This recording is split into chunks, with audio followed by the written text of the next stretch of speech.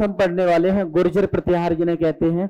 तो आज आपने प्रतिहार वंश पढ़ा, कल आपने क्या पढ़ा था, राष्ट्रकूट, कल आपने पढ़ा था राष्ट्रकूट। तो कोई भी राजवंश आप पढ़ो तो उसको कम से कम कोशिश करो लिखने की, अपने बिना देखे। पहले आप पढ़े इसे, फिर लिखो, फिर पढ़े, फिर लिखो। कम से कम 4 से 5 बार हफ्ते में एक इसको लिख डालो। जो भी, चाहे आप इंडियन जीएस पढ़ रहे हो, चाहे आप सीजी जीएस पढ़ रहे हो, कोई भी टॉपिक पढ़ो, सोचो उसको पढ़ो, जहां दिक्कत आए वहां आप क्या करो, उसको लेकर आओ कि सर ये समझ में नहीं आ रहा, कुछ कंफ्यूजन हो रहा है। और आप क्या देखो, लास्ट ईयर के क्वेश्चन पेपर देखो जरूर। लास्ट ईयर के आप क्या करेंगे, जब क्वेश्चन पेपर देखेंगे तो आपको पता चलेगा, आपको पता चलेगा कि भाई कैसे क्या प्रश्न आते हैं, चाहे प्रीलिम्स हो चाहे मेंस के प्रश्न हो। समझ में आया ना। जैसे यहां पर, जैसे अब आज मॉर्निंग में यहां पर मेंस का टेस्ट हुआ, इंटीग्रेटेड में टेस्ट हुआ, तो आप उनमें भी प्रश्न देख सकते हो कि मेंस में कैसे प्रश्न बनते हैं। यहां पर यहाँ की टेस्ट सीरीज बहुत अच्छी है। तो टेस्ट सीरीज तभी ज्वाइन करनी चाहिए जब आपका सिलेबस हो चुका हो। अब सिलेबस आपका हुआ नहीं है, आप टेस्ट सीरीज ज्वाइन करोगे तो कुछ समझ में आपको आएगा नहीं, क्योंकि टेस्ट सीरीज में जितना भी कोर्स होता है, जितना भी आपको, अगर इंडियन हिस्ट्री है तो इंडियन हिस्ट्री में तीनों पार्ट से क्वेश्चन आएंगे टेस्ट सीरीज में।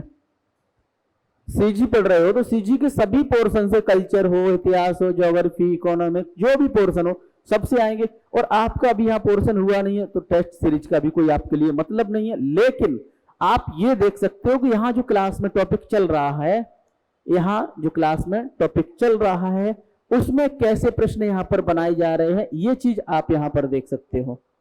समझ में आ रहा है कि नहीं आ रहा है। तो आपको बाकी अगर अधिकारी बनना है, अगर बाकी आपको क्या लेना है, सिलेक्शन लेना है, तो आपको क्या करना पड़ेगा, ठीक है ना। तो आपको क्या करना पड़ेगा, जितना मैं बता रहा हूं, सच बता रहा हूं, जितना मैं आपको बता दे रहा हूं उतने पे आप काम कर लो, सिर्फ उतने पे। आप किसी की मत सुनो, जितना मैं आपसे कह रहा हूं आप उतना कर लो। जितना आपको पढ़ाया जाए, 4-5 पेज पर डे लिखो। आप 4-5 पेज पर डे लिखना ही लिखना है आपको, चाहे वो प्रीलिम्स पढ़ रहे। आप ये मत सोचो कि मैं प्रीलिम्स पढ़ रहा हूं। देखो, अगर आप प्रीलिम्स पढ़ रहे हो और सोचो कि मैं ये वाला एग्जाम दूं, ये तो निकलने वाला रहा नहीं, और निकल भी गया तो मेंस नहीं निकलेगा आपसे। तो आपका तो टारगेट 2024 है ही नहीं, 2025 है। तो भाई पूरी तरह से आप जुट जाओ, रिसर्च कर लो कि लास्ट ईयर के कैसे क्वेश्चन पेपर थे, समझे ना। तो लास्ट ईयर के कैसे क्वेश्चन पेपर थे, इस बात का आप ध्यान रखेंगे। लास्ट ईयर के कैसे क्वेश्चन पेपर थे, प्रीलिम्स में कैसे थे, मेंस में कौन से थे, कैसे प्रश्न यहां पर बन सकते हैं। तो आपको क्या करना, आपको तो यही सब करना है ना। अभी फुर्सत है, आप अपना नोट्स, एक शॉर्ट नोट्स आप बनाते रहो, दिखाओ भाई कि शॉर्ट नोट्स कैसे बनाए हो आप। समझ में आ रहा है कि नहीं आ रहा है। शॉर्ट नोट्स बनाना स्टार्ट करो कि देखो सर हम ऐसा नोट्स बना रहे हैं। शॉर्ट नोट्स क्यों बनाए जाते हैं, शॉर्ट नोट्स का मतलब ये है, जैसे ये रजिस्टर है एग्जाम यहाँ अटेंडेंस का, तो मतलब अगर आपको यहाँ इतना मॉडल रजिस्टर मिल रहा है तो आपको क्या करना, आपको इतने पेज में आपको एंशिएंट इंडिया समेटना है, ताकि जब एग्जाम हो तो 10-15 पेज में आप क्या करें, 10-15 पेज में आप यहाँ के इतिहास को पढ़ डालो।